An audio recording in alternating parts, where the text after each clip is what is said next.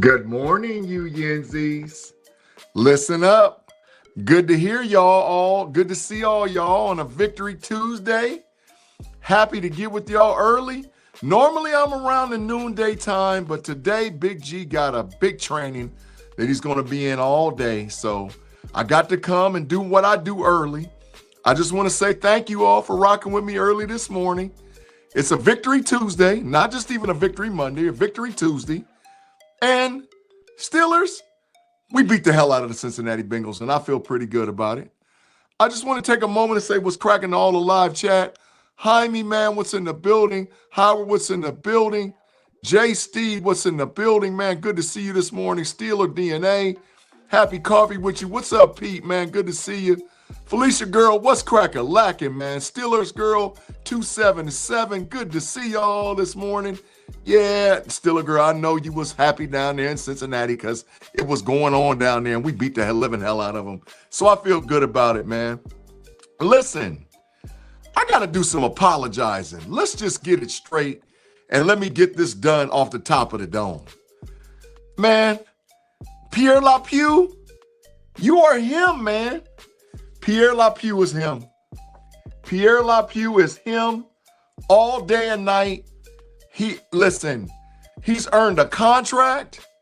He should be the starter moving forward in front of Darius Slay.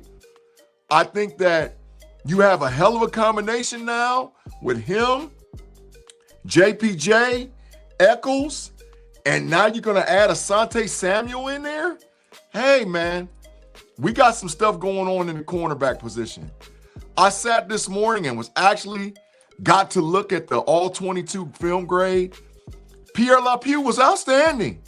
That was some of the best film I have seen at cornerback for a Pittsburgh Steeler corner. I mean, you got to go back. You got to go years and years and years back, man. Yeah, Howard, man. Yeah, Pierre Le Pew, man. I got to give him his props. Peter, yeah, he's a Himothy. He's a Himothy, all right, bro. He's a Himothy. His film was outstanding. And it just wasn't in with the scoop and score fumble. It wasn't with the interception that he had. It was about his ability to play the coverage that was called in the film.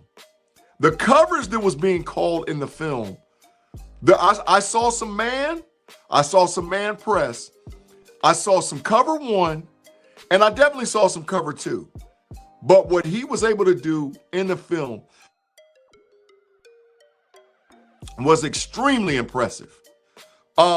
His ability to ball hawk, his ability to press down on the outside wide receivers and push them to give outside leverage, because him understanding that the sideline is a defender just like he's a defender, and he used that to his advantage the whole game, man. Felicia, what you said, in other words, Big G, our defense will get sexual against the opposition. Yeah, that's facts. Against opponent's hand. Yeah, that is facts. That is facts.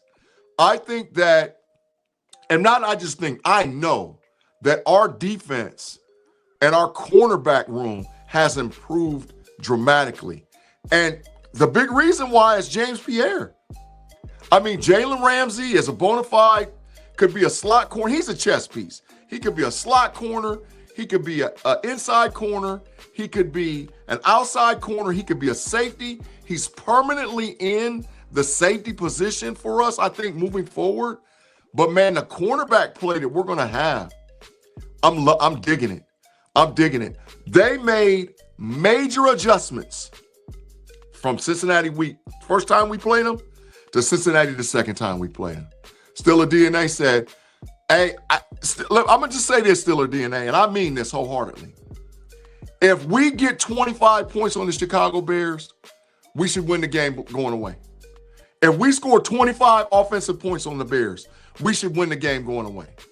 Because the ability of what I'm seeing from our defense. Now, I'm going to be honest. We got to get more from our edge rushers than we got against Cincinnati. We got to get more from some of the inside guys. I mean, you'll see it on tonight on my grade on Steelers Almighty on the big show.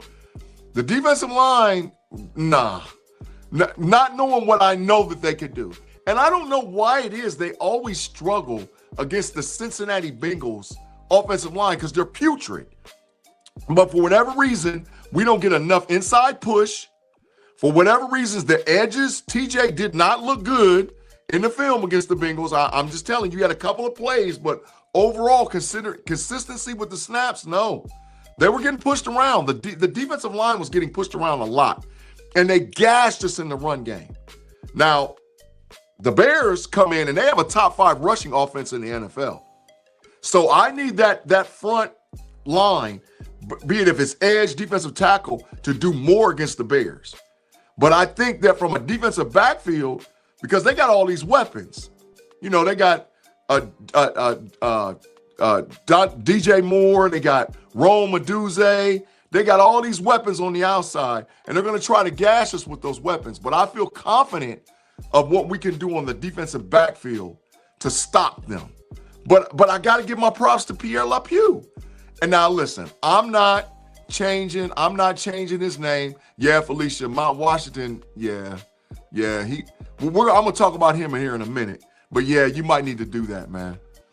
Felicia, what'd you say? I hate to say this, but the offense has been hot and cold. Listen, it's been hot and cold for both the offense and defense the entire time. We have not had a complimentary game as of today with both the offense and the defense, where we saw the best of the offense and the best of the defense at the same exact time. I go back through the history of this season and the 10 games that we played, and we haven't had that game yet. I think we're on the verge of having it because of what I'm seeing now from the defensive backfield gelling. The defensive backfield has been our number one concern this whole season. What are the DBs going to do? How are they going to line up? And we saw games where they literally looked putrid. I mean, don't get me started about the first time we played the Cincinnati Bengals. But I'm seeing the improved play of Pierre Le Pew. Ramsey's found a home at safety. I think Samuel's going to be ready to go here real soon. Listen, Joey Porter Jr., we didn't even have to mention him because he played well. No penalties, no just absurd plays. Duggar has been a godsend at safety.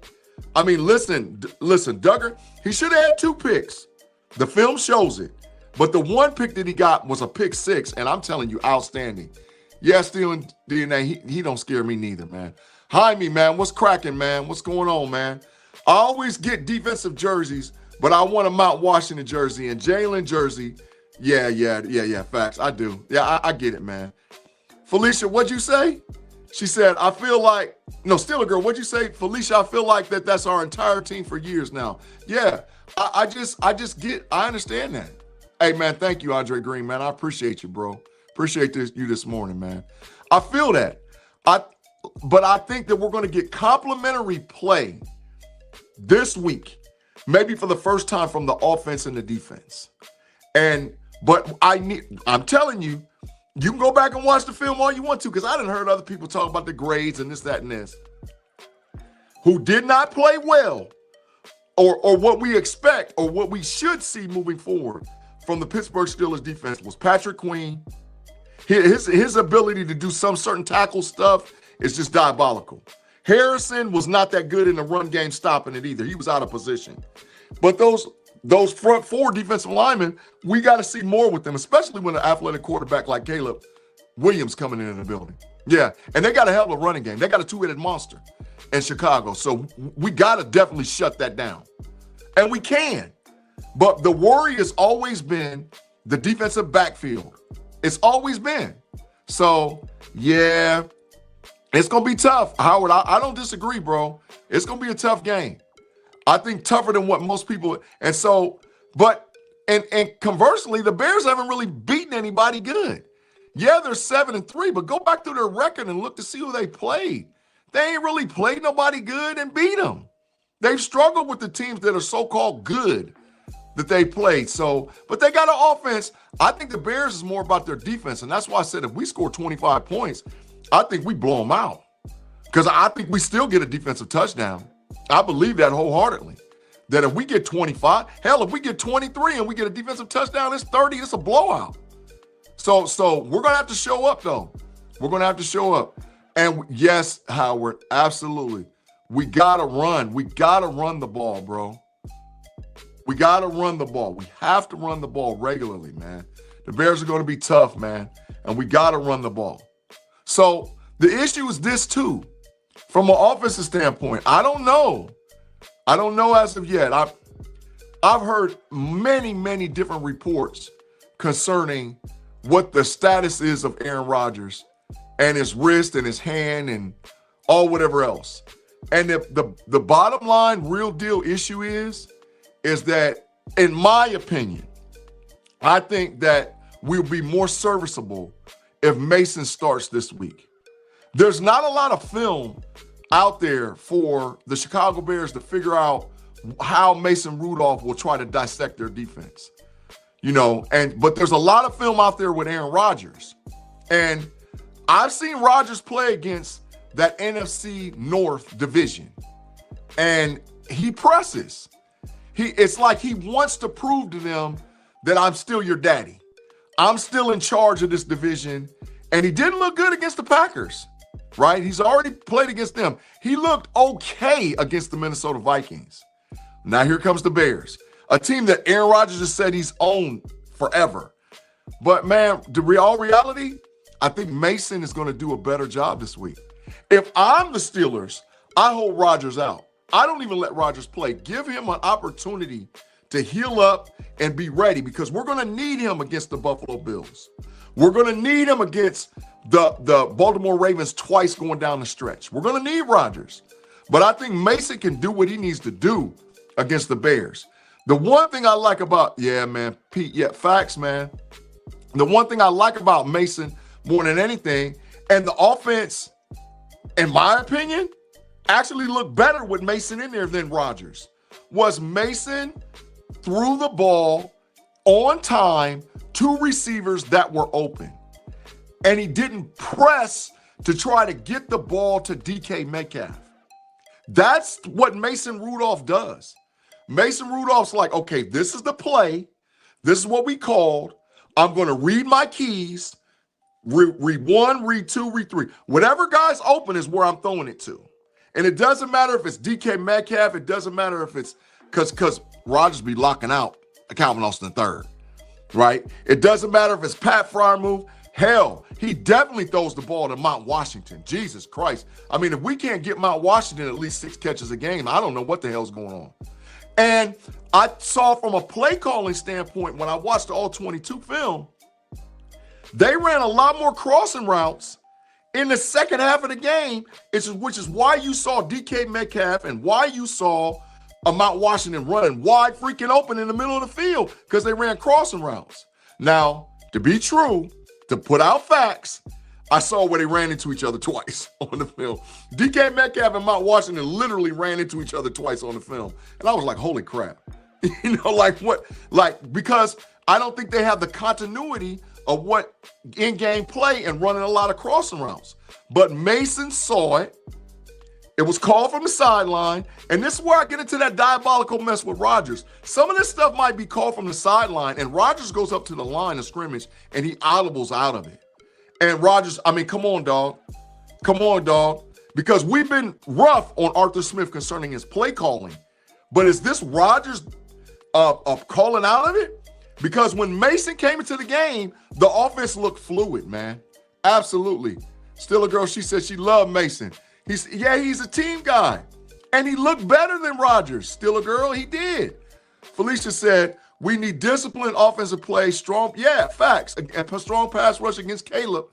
Yeah, facts. But what we need is to be able to push the ball, not necessarily vertically, to push the ball to DK, but run what the play call design is.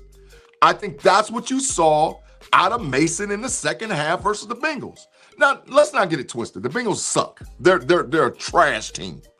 They're a trash team, right? But we did what we were supposed to do against them. And that means move the ball and score touchdowns and bury them when we got an opportunity to. We can do the same thing with Chicago. And I think that can be led by Mason Rudolph. Now, I'm not the diabolical dude to talk about, oh, it's time to take Mason out and replay him with Rodgers. But truth be told, based on the film, Mason looked better. The offense looked more fluid with Mason in the game. Andre Green, what'd you say, man? I agree with you, Big G. The Steelers need to run the football against Chicago. Run the ball and attack. Yeah, correct.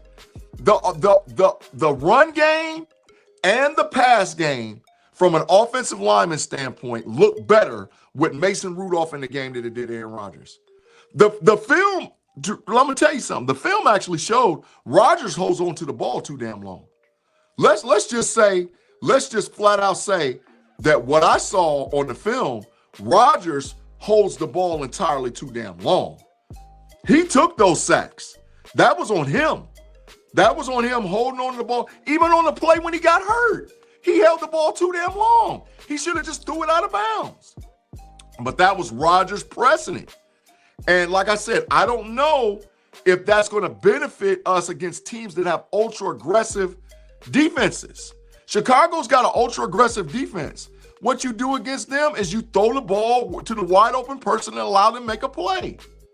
You don't have these 9, 10, 11, 12, 15 ideas running through your head on how you're going to try to beat this defense and at the same time get your boy DK Metcalf the ball. And I think that's what Rodgers does entirely too much. He, from a schematic standpoint, he runs up to the line and he's like, okay, how can I force the ball to DK? And it showed, because when Rudolph entered the game, he was like, it doesn't matter who gets the ball as long as somebody gets the ball and moves the ball, the play forward and puts us in position to get another first down and or a touchdown. Steeler girl, what'd you say? She said, we got to stop. Yeah, we got to stop playing contracts, man. If someone else gets us a better shot at winning, not like Rodgers is our franchise quarterback, don't give up on him. Yeah, we don't give up on people. We shouldn't in Pittsburgh. But the deal is this, is that Mason looked better than Aaron Rodgers. Anybody that's a football person that watches film and pays attention to it and actually goes back and dissects it, you'll see that. And to be honest, and like I said, I know Rodgers is my quarterback, but hell, the last 2-3 weeks, he's progressively looked worse, including the first half of the game against the Bengals. Mason didn't. Mason came in, and this is why I think moving forward, at least for this game Sunday against Chicago, Mason Rudolph should be the starting quarterback. There's no film on him. They won't be able to figure out what his tendencies are. Just watching that second half of that game, all they're going to see is that Mason Rudolph hangs in the pocket, doesn't rush, and doesn't force the ball to a player that's not open. Now, he missed 1 or 2 throws, but his play was outstanding. And Mason figured out that I can throw the ball to Roman Wilson, that I can throw the ball to Calvin Austin, that I can throw it to the running back out of the backfield, that I can throw it to Mount Washington, that I can throw it to Move. He figured, and that's what he's supposed to do. That's what a quarterback's supposed to do, man. Mark Malone, what's cracking with you, dog? Yeah, that's facts, Mark. He can move the offense, man. He can move it. And they look better. Listen, something that I saw, and oh my God. The offensive line played all right, but man, I just don't know what to do about Broderick Jones. There was 2 plays that Broderick Jones, if he holds his block, Mason throws a touchdown pass.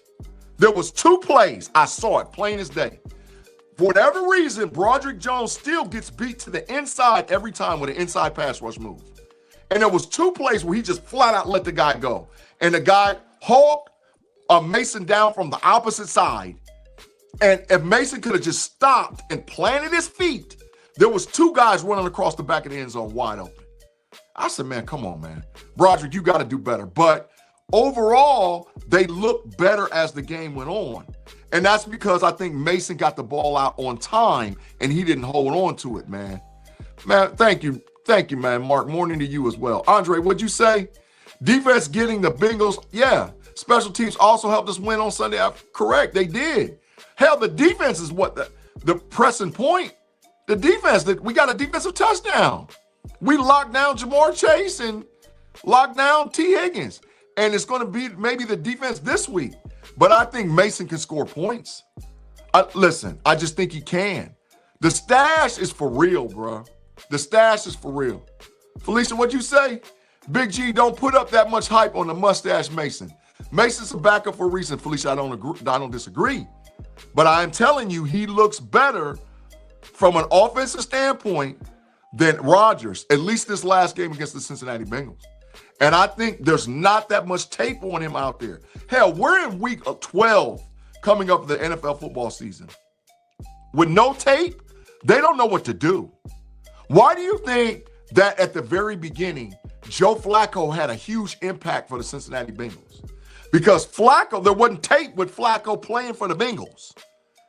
So them first 2-3 games, he looked unbelievable. And why he killed us, because there wasn't no tape. There ain't no tape on Flacco. It takes defenses 1 to 2, maybe even sometimes 3 weeks to figure out, because these are professionals that's sitting in a room with a clicker and position coaches and guys that actually do cut-ups for them. They cut up the film and they figure out, okay, on this play with this call, they have a tendency to do this. On this play with this call, they have a tendency. And that's all they freaking do. They cut up tape. There ain't that much tape out there on Mason. Now, they could rewind it to last year and the year before, but that's not Mason playing for the Pittsburgh Steelers. That's Mason playing for the Tennessee Titans and all whatever else. I'm talking about Mason playing with this offensive team this year. And I think that they're going to be a little bit more efficient and effective with crossing routes, with comeback routes, with seam routes, which benefits Mount Washington, which benefits DK Metcalf. I couldn't tell you how happy I was when I saw DK Metcalf running free. When I saw DK Metcalf running free on a cross route, I was like, holy crap, where's this been all game? And that goes back to Rodgers. Now, look, I'm not dogging my quarterback. I'm not saying he's a problem. I'm not saying he's an issue. But what I've seen him do is hold on to the ball. Mason doesn't do that. And I think against Chicago, that's what we need. We need a guy who can, and give Rodgers time to heal. If it's an actual broke in his hand or in his wrist, it's going to take some weeks for it to heal. 1 week on the shelf with a team that you can actually beat without him benefits Aaron Rodgers. Listen, if you want to run him out there against the Buffalo Bills, okay. But we done got to run him out there against Chicago. I think Mason's good enough to do it. Now, I will say this too. I've seen some separation, but not that much separation on film from the WRs. But I did see some plays where the WRs were running flat out free. I saw DK running free. I saw Rome run free. I saw Calvin Austin III run free. And I think that's what they have to do this week. I think that when Mason's able to go back and look from a film study standpoint, he's going to see where he didn't have any pressure on him and he could just go for the jugular on a deep route or a deep passing route. I think he's going to be able to do that. I think he's going to be able to execute that moving forward for the Pittsburgh Steelers against the Chicago Bears. But you never know. It could be diabolical where Rodgers wants to get back on the field. He wants to hit one more time and say, I own you to the Bears, because he does own the Chicago Bears. Let's not get it twisted. Aaron Rodgers owns the Chicago Bears all day and night and twice on Sunday. But for this game, Mason, you're the guy. Moving forward, Pierre Le Pew, you're the starting quarterback. Listen, I'm a firm believer that a guy should not lose their starting position based on injury. I just believe in that. I've always believed in that. But in this scenario, Darius Slay, you lost your starting position. James Pierre's the starting cornerback for the Pittsburgh Steelers. He has to. And Asante Samuel can play anywhere. He can play left or right, strong or weak, inside slot. He can play any corner position. He becomes another chess piece like Jalen Ramsey to help the Pittsburgh Steelers from the defensive backfield. So I'm excited, y'all. I think that the Pittsburgh Steelers have an opportunity, and we're going to take it one game at a time. We're not going to just be like, yeah, we're going to win 3-4 in a row. But our focus this week is totally on the Chicago Bears. It's on the Bears. And let's just face it. If we get tough with them boys, things can get ugly real fast. Yeah, Jaime, they are FSU boys. They are FSU boys, man, all day and night. But if we get tough if we get physical with Chicago, nah, Caleb ain't ready for all of that. I'm just flat out telling you. They need to get after Caleb early and often. And I think we can get physical from an offensive line standpoint and push the ball up the field vertically, but just flat out beat them on the rush game. The offensive line is in position, and I'm telling you as a Steelers fan, they are better with blocking run versus they are pass. They just haven't ran the ball enough for you to see it. If you look at the pass ratio versus the run ratio for the Pittsburgh Steelers, it's damn near 2-1. It's damn near 2-1. So they have to start running the ball more often. It's diabolical that Jaylen Warren don't get 15 to 17 carries. It's diabolical. That boy needs to get 15 to 17 carries every damn game. Now, I know this last game, Gainwell was out there playing because he was good in the pass game from the running back position. But moving forward, Jaylen Warren's got to get more carries, man. If 10 carries, 11 carries, and he's pulling off 60, 70 yards, hell no. He's got to be able to run the ball way more, man. Andre Green, yeah, what you said, man. He said Pierre Le Pew. Pierre Le Pew in the building. Hey, man, listen. He should be the AFC Player of the Week. He should be the AFC Player of the Week, man. Ain't no ifs, ands, buts about it. Still a girl. If our D looks good this week, that's multiple games in a row. That's what we need to show, still a girl. We need to see stacking games on top of games. But it's the defensive line and the edges have to play better.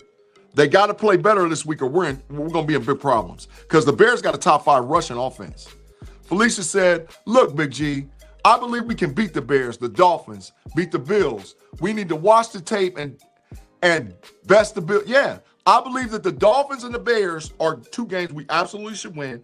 I think we should beat the Bills. There's 3 games. I think we should beat the Cleveland Browns. There's 4. And I don't want to get ahead of myself, but that's 10 wins. So the issue is, let's take it one game at a time. Let's do what we need to do this week.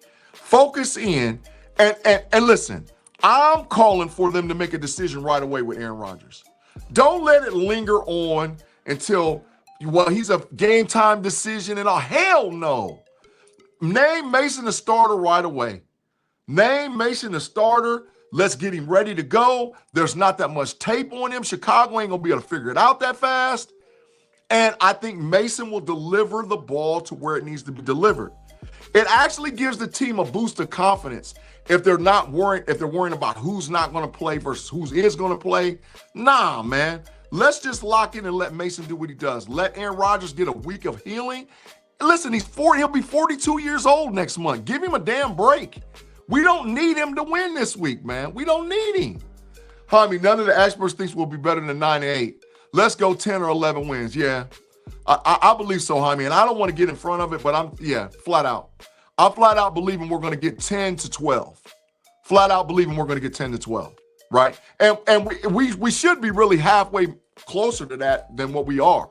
I mean, the Bengals loss earlier this year was unexcusable. That would have been 7. I really still wholeheartedly believe we should have beat the Packers. So that would have been 8. You know, now the loss to Seattle, okay, I get it. I get it. But yeah, we should have 8 wins right now. But I'll take 6. Are we going to stay in the present, stay in what we're taking care of now, and doing what we're taking care of now, which is winning games 1 week at a time.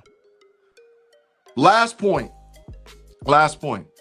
I'm excited to see on what the 53-man roster is locked in this week. I think Van Der Schelling plays this week. I think they activate him. I think Asante Samuel, I think they activate him too. We got to go and see because this is the first day of practices today. So we'll see. But I think they activate Samuel. And I think they activate Van Der Schelling. If they do that, man, we're going to rev it up. We're going to rev it up from an offensive and defensive standpoint, man, and get more aggressive, man. Mark Malone, yeah, they need to do whatever. Yeah, whatever bone is broken his wrist to start. Yeah, that's correct.